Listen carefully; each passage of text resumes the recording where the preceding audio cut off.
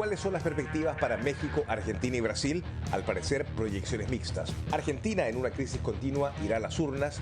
Brasil estrena nuevo presidente y busca una reforma tributaria.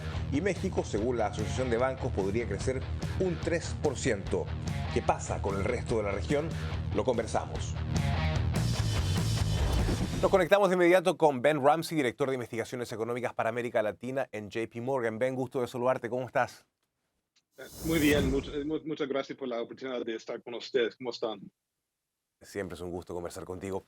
Las tres grandes economías se enfrentan panoramas que son diversos, mixtos. México va a crecer tranquilamente un 3%, el gobierno tiene una mayoría en el Congreso, y mientras Estados Unidos y la Unión Europea y China probablemente enfrenten recesiones o escenarios bastante adversos, como indica el último reporte del FMI. Para México, ven crecer el 3% en este Bueno, panorama y en este contexto, a pesar de los pesares y de los problemas que pueda enfrentar el gobierno, es una noticia bastante alentadora, ¿no? en corto, nosotros no pensamos que ese nivel de crecimiento va a poder seguir en el 2023. De Ok. hecho, tenemos un pronóstico de México solo va a crecer 1.6 este año del 23.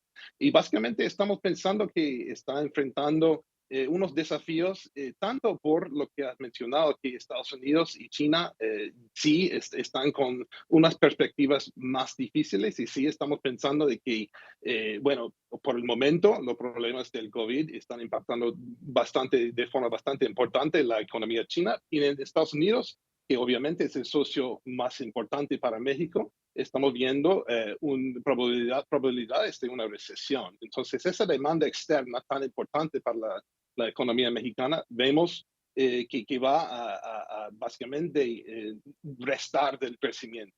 Y ahora, de la demanda As- doméstica, que sí ha sido Ujú. importante, también vemos desafíos y eso viene algo que estamos viendo en toda la región, que es inflación y la necesidad de luchar en contra ella. Así es. Ahora, cuando dices que Estados Unidos entra en recesión, ¿cuál es el pronóstico cuando se abre un poco más en los datos? ¿Para qué trimestre va a ser una inflación, una recesión más bien corta? ¿Cómo la describirías? Sí, sería en el pronóstico que tenemos en JP Morgan, sí va a ser una recesión, si pensamos técnicamente en dos trimestres que van a ser Sí. contraccionarios, uno después de la otra, y va a ser algo que pensamos que vamos a ver en el segundo semestre del 23, que todavía hay bastante resiliencia en la economía de Estados Unidos a pesar de varios choques. Pero sí, lo que está haciendo la Fed apretando las condiciones financieras, eventualmente sí va a tomar su resultado. Así es, al menos dicen tus pronósticos y otros también. Argentina en crisis, con bajísima reserva. La verdad es que las reservas están totalmente diezmadas, altísima inflación. Va a las urnas, se elige nuevo presidente, es un año electoral. El panorama es malito. ¿Ven? Y el próximo gobierno también va a recibir una bomba de tiempo realmente con lo que va a heredar. ¿Cómo es este año para Argentina? Bueno, así es. Hay muchas distorsiones que se han ido incrementando, uno acumulando encima de la otra. Sí, Argentina ha podido utilizar algunos parches, algunos movimientos para tratar de suavizar y básicamente llegar al final de ese mandato con una economía que no llega a esa crisis. También ha tenido sus choques en cuanto a lo que ha sido la sequía, que ha sido muy importante y como Sí. un impacto negativo al sector agrícola, que sabemos que es tan importante para ese país.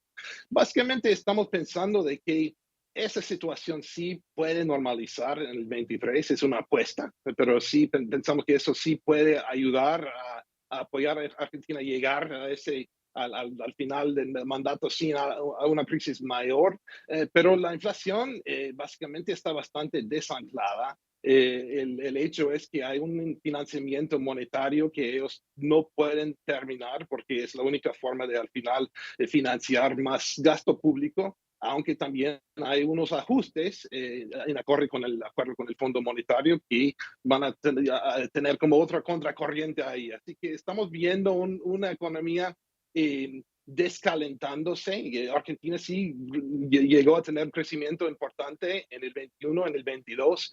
Este año pensamos que no va a crecer la economía argentina, pero tampoco estamos viendo lo que sí es un riesgo que podríamos tener algún crisis mayor antes de llegar a esas elecciones.